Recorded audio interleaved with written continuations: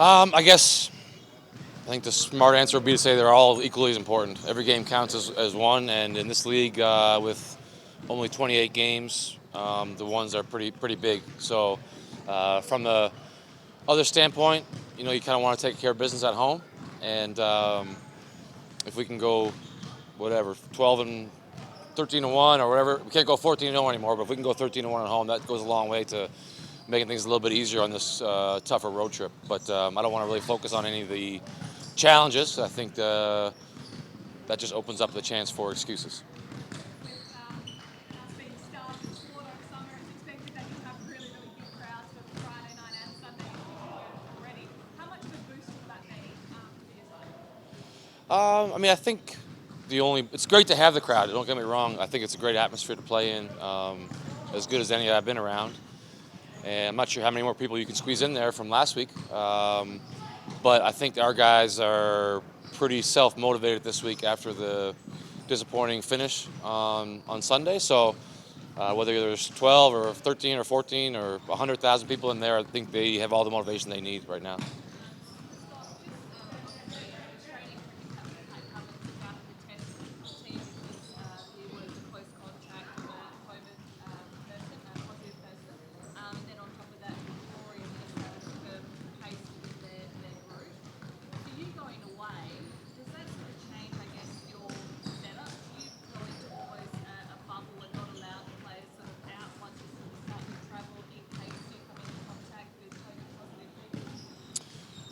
We haven't really spoke about that specifically yet, but I think even maybe a better example for these guys is the NBA right now. It's crazy right now. I think I read that Giannis and Harden are both in protocols right now, and haven't been through that myself. I know that's become part of the, strategy to win is how to limit your amount of guys that come in close contact or have to sit because of COVID. And I'm not sure there's a right answer because, keeping people in. I can speak from experience that being in a quarantine situation is not ideal either for your mental or physical state. So I think there's a happy medium somewhere, but it definitely is going to be something we speak about when we leave. All of us here have been blessed to not have to worry about it for the time that we've been here. And it becomes now part of the equation of winning is making sure you have a full roster. When you can control it. Now, sometimes you can't control it, you get unlucky, but just taking precautions and not being reckless, I think, is probably what we're going to speak about.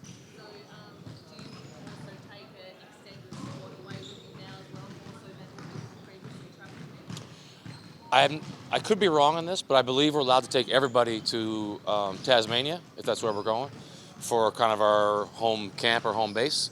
And then if we have to go to different places for one-off games, it's back to the normal allotment of players and coaches. So I think we're going to have a full group in our satellite base, whatever that is. And then if we have to go to Melbourne or Sydney or wherever to play, it'll be the normal roster.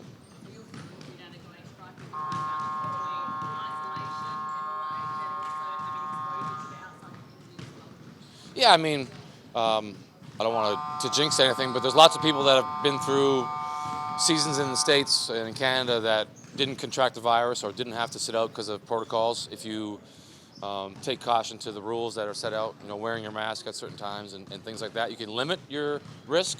I don't think you can ever eliminate it, but you can definitely be smart about it and limit it and hope for the best, I guess, at the end of the day.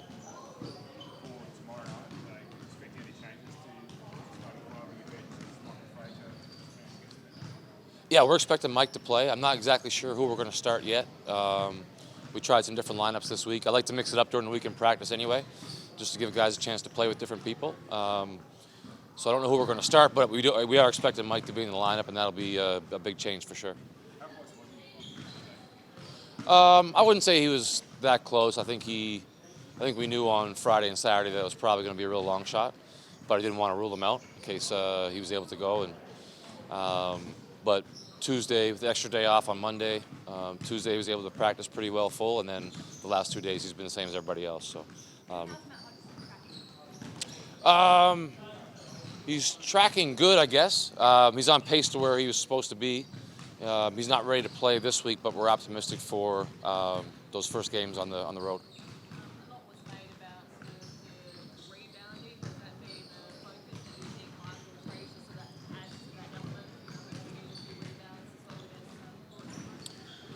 Yeah, I hope so. I mean, that was definitely something that we spoke about. It was, I said after the game there was infinity number of things we could have did better to get one more point. But rebounding is kind of the obvious one based on the score sheet and to the naked eye, watching, it was clear to see that we got beat on the glass. So we spoke about it. We talked about some clips. It's not something I think that you can really practice a whole lot. It's more a mentality.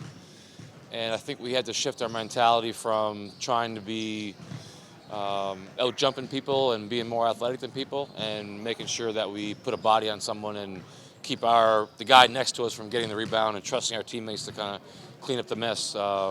We have some really athletic guys, but if you're 5'11" and athletic, or 6'4" and athletic, it's still tough to out rebound a 7-footer with taking up this much space. So you got to put a body on those guys and make sure they don't get it, and then trust your teammates to clean up the mess. So hopefully we see that this week, and time will tell. But it's got to be something we fix up soon, because that's going to be a concern all season, and it kind of keeps us from using our speed to our advantage if we're getting beat on the glass.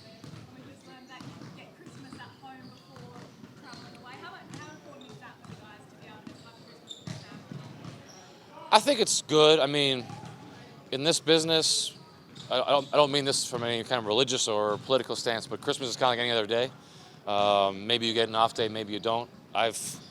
Me personally, I've had games on Christmas the last 4 years, and traveled the 3 years before that. So it's not something that I really think about a whole lot. I'm sure it'll be nice for the guys to spend some time at home, and we'll have that day off because we're home. But I'm sure they would trade 4 or 5 or 6 of the weeks we're on the road for that one day at home.